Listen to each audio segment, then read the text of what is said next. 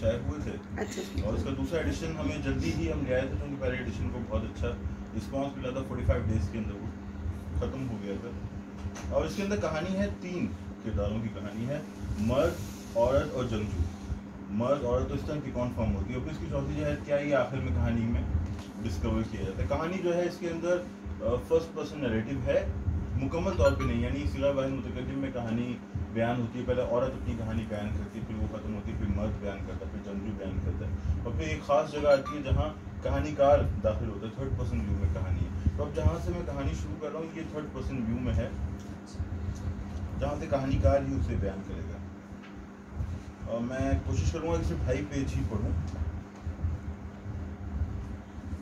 अच्छा, ये सिचुएशंस की ये है कि मर्द औरत जंगजू, तो जंगजू ने जो है मर्द को अगवा कर लिया है, और औरत जो है वो प्रेग्नेंट है। वो जैसे हम सोच सकते हैं कि वो कराची जैसे किसी शहर में है, और जो ये अगवा की पूरी वारदात वो ये कहीं सवात में हो सकती है, या किसी और शहर में हो सकती है।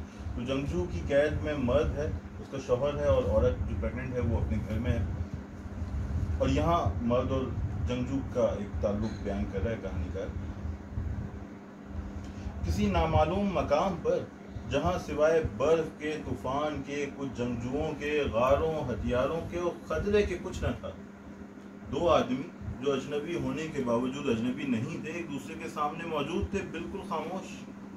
एक की आंखों पे पट्टी बंधी थी, हाथ जकड़े हुए थे, और मौत का खौफ उस पर साया फिगन था। वो कैदी था। दूसरा जो जंगजू था अगरचे आज़ाद था, मगर अपने माजी में बंधा हुआ था, और एक एहसास जिसे तजब्जुब कहा जा सकता है उसमें फुनकाता था। वो दोनों एक दूसरे के सामने मौजूद थे, बिल्कुल चुप, मगर वो ज़्यादा देर खामोश नहीं रहने वाले थे। बिलाखिर कलाम होना था जो इब्तिदा से था। बाहर बर्फ गिर रही थी, बाड़े में उदास सी बू थी।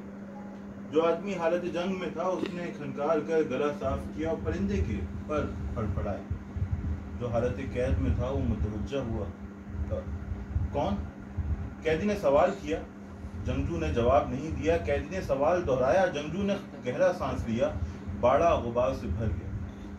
वो जवाब नहीं दे सकता था, वो अपनी शनाख्त खो चुका था। शाम आ रही थी, ठंड बढ़ गई। जंगजू की नजरें कैदी पर थीं जो खस्ता हाली और खौफ की तस्वीर बना हुआ था। वक्त गुजरता रहा, बर्फ गिरती रही, बाड़े में खामोशी थी, और बहुत सा वक्त बीत गया, यहाँ तक कि शाम आ गई। कैदी सवाल करता है, कौन? जंगजू के दिल में कैदी के लिए एक जज्बे ने जन्म लिया जो एक इंसानी जज्बा था, और वो घबरा गया और खामोशी से बाहर चला गया। कई सालों बाद जब अंधेरा हो गया था, वो पलटा। उसके पास कपड़े थे, कुछ खाने को था, एक बर्तन में गर्म पानी था, और ये गैर मुतवक्का था। कैदी के लिए वो अनोखी शाम थी, एक सर्द मगर तहय्युब ख़ैज़ शाम, थोड़ा ही सही मगर गर्म पानी मैसर था। वो गलाजत से जो उसके जिस्म का हिस्सा बन गई थी छुटकारा पा सकता था। आंखों पे पट्टी बंधी रही, मगर हाथ खोल दिए गए, और हाथ खोलने वाले ने करख्त लहजे में उसे मुतनब्बे किया कि उसके हाथ में बंदूक है, जरा सी चालाकी तुम्हारी जान ले लेगी। कैदी ने, जो ये आवाज़ पहले भी सुन चुका था, उसकी हिदायत पे बिला चूचना अमल किया। उसने गंदे कपड़ों से निजात हासिल की, खुद को साफ किया, फिर खाने की जानिब मुतवज्जा हुआ जो ताज्जुब खेज हद तक खुश जायका था। इस दौरान जंगजू खड़ा उसे देखता रहा। वो उलझन का शिकार था।